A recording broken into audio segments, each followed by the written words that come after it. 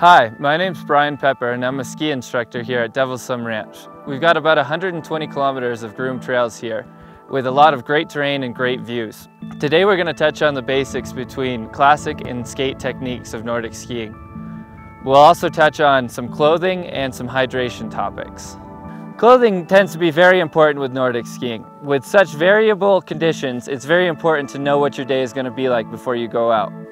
The best way to prepare for a day of skiing is to dress with many light layers. You want to be blocking the wind. This coat and pair of pants I'm wearing is windproof in the front, but breathable in the back, so when I heat up, it'll cool me down. There are three last things to consider when skiing in Colorado. You're always going to want to have sunglasses with you. The reflection off the snow tends to be very bright, so you're going to want to protect your eyes. The next is sunscreen. You want to wear that every day. You can even get burned on cloudy days here. The last thing is hydration. I prefer one of these drink belts here to stay hydrated. So we're going to touch quickly on the difference between boots and poles. Right now I'm wearing a skating boot here. The main difference between a skating boot and a classic boot is that this boot's going to be much stiffer and has a stiff cuff for ankle support. The difference between the poles is only height.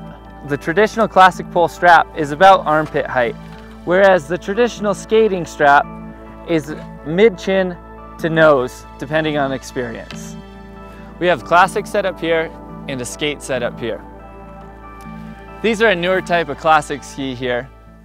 They look a little bit shorter and skinnier than what you may imagine. A traditional classic ski tends to be pretty long and fairly wide. What they did here is they've taken the whole big wide ski and slammed it into a smaller ski.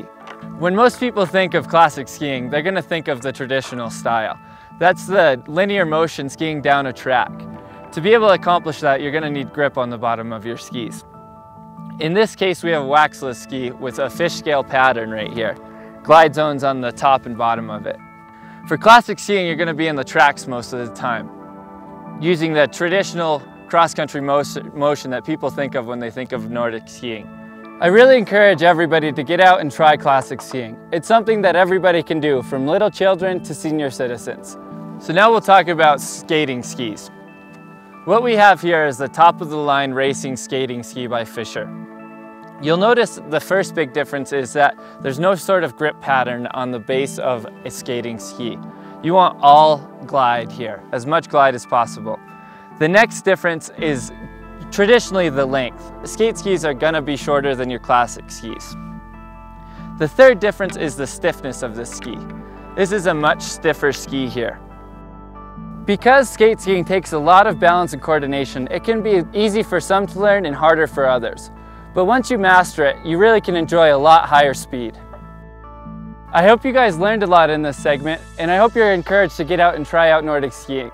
The most important thing is to get out there, be relaxed, and enjoy your day. If you're doing that, you're doing something right.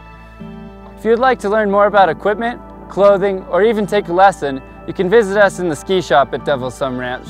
You could also check out our website at devilsthumbranch.com. We'll see you on the trails.